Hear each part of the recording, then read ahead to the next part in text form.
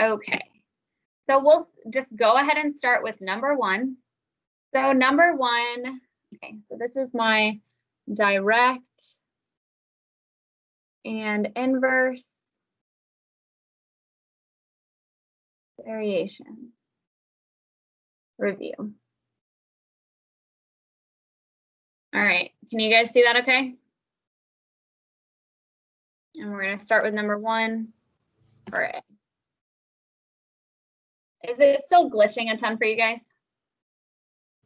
A little. Okay. No. I'm really sorry. Hopefully it'll clear up.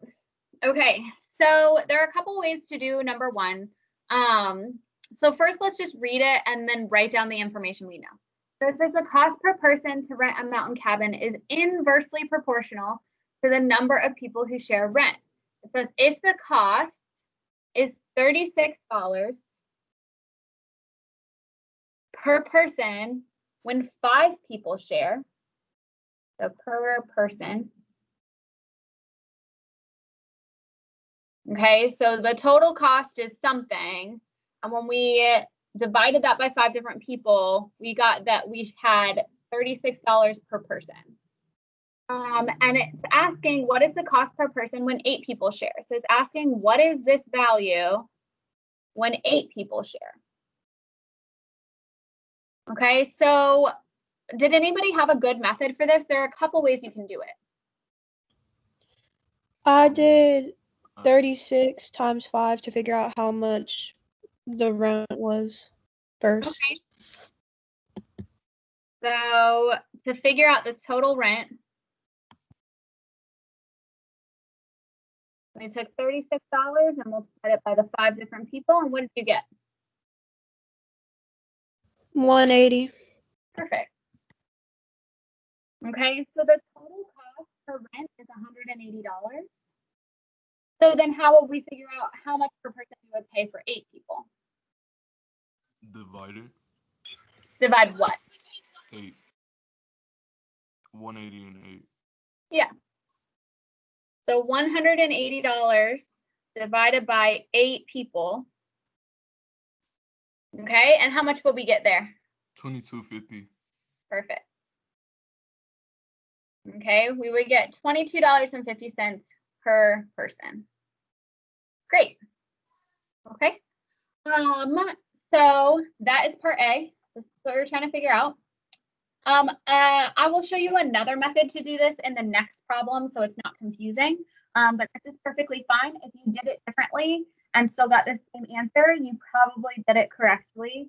Just make sure you label all your work as you go. So what questions do you guys have about part A?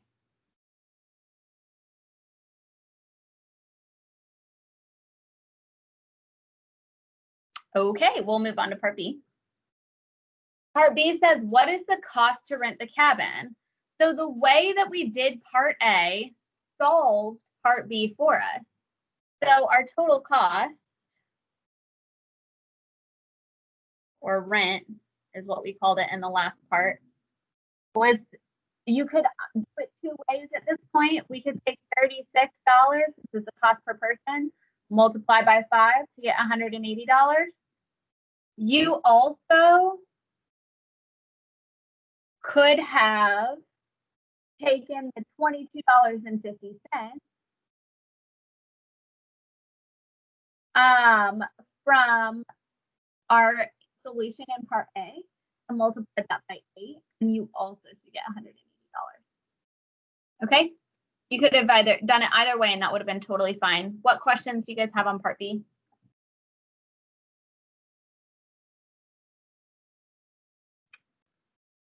Questions on part B? No. No? Okay. All right, now part C, which I think is what everybody struggled with the most. So for part C, it says, how can the cost per person be expressed as a function of the number of people who share rent? Okay, so it's asking you to write a function of cost. So we want cost to be the thing that is isolated on the left-hand side of our equal sign. Okay, So when it asks you to, it says, how can the cost per person be expressed as, that part is saying you want cost isolated by itself, okay? And then it says expressed as a function of the number of people who share rent. This means that on this side, we have to include the number of people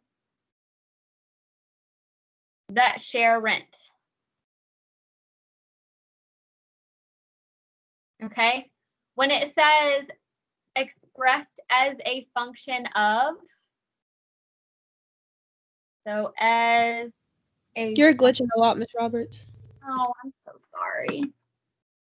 I really don't have a good way to not.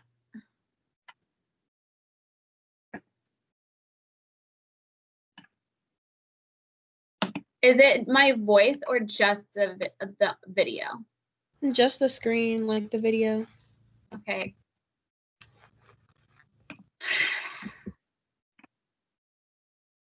And it's just like flashing, right? Is that what it looks like? Just flashing?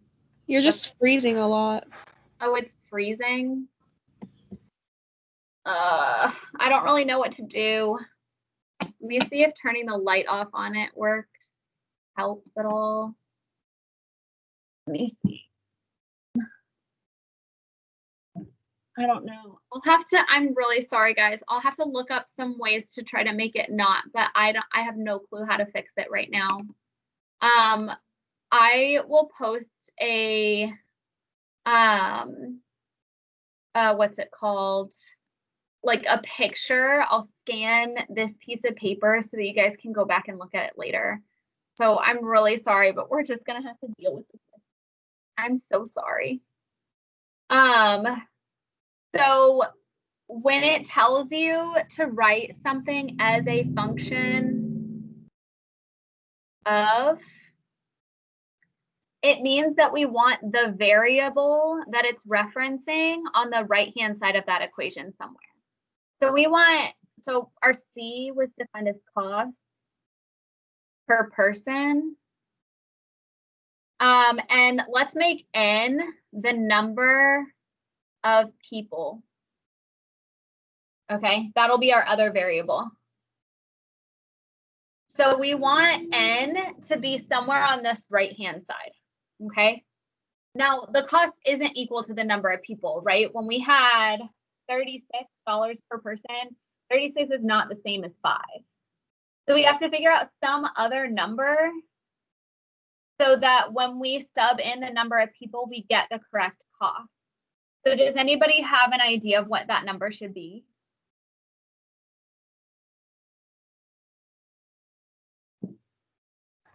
Wait, the number for what?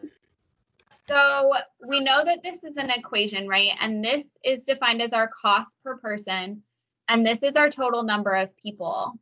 These two things are not equal, right? My cost up here, my $22.50 per person was not the same as 8. So there's some number here that we have to figure out. So the number of people times something should be equal to my cost. Does anybody know what it should be? What do we have to do to the number of people to get the cost per person?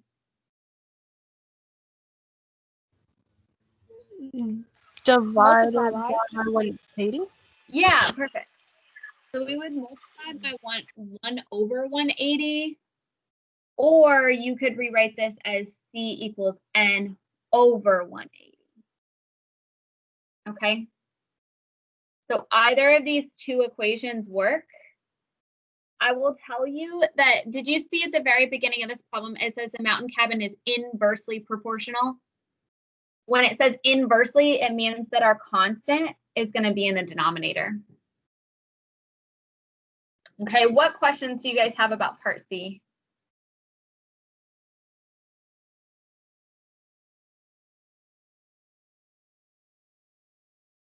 No questions? Does that help? Yes. Okay. All right, so let's see. It's almost 11. I think that we're gonna end up only having time for one